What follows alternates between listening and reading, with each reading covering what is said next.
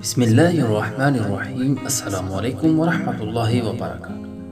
ناظرین، امید ہے آپ لوگ خیریت سے ہوں گے۔ آج ہم آپ کے ساتھ شیئر کرنے والے ہیں آپ صلی اللہ علیہ وسلم کے حقوق جو امت کے ذمہ ہیں۔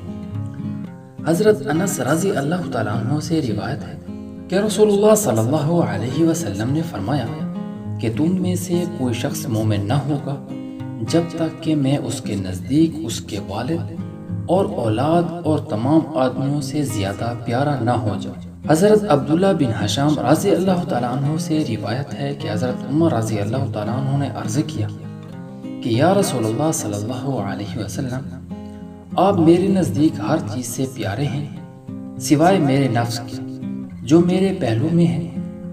جناب رسول اللہ صلی اللہ علیہ وسلم نے فرمایا کہ تم میں سے کوئی مومن نہیں ہو سکتا جب تک کہ خود اس کے نفس سے بھی زیادہ اس کو میں پیارا نہ ہو جاؤں۔ حضرت عمر نے کہا کہ قسم ہے اس ذات کی جس نے آپ صلی اللہ علیہ وسلم پر کتاب نازل فرمائی کہ آپ صلی اللہ علیہ وسلم میرے نزدیک میرے اس نفس سے بھی زیادہ پیارے ہیں جو میرے پہلو میں ہے۔ تو رسول اللہ صلی اللہ علیہ وسلم نے فرمایا کہ بس اب بات ٹھیک ہو۔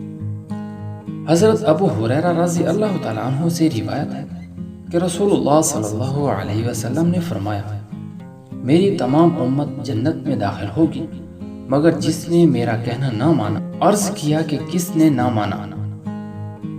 فرمایا کہ جس نے میری تابعداری کی وہ جنت میں داخل ہوگا، اور جس نے میری نافرمانی کی اس سے میرا کہنا نہ مانا، اور جس نے میری نافرمانی کی اس نے میرا کہنا نہ مانا۔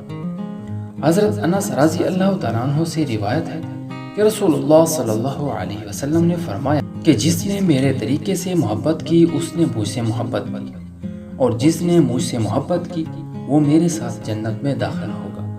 ناظرین، اللہ تعالیٰ ہم سب کو حضور صلی اللہ علیہ وسلم کی شفاعت نصیب کرے۔ آمین۔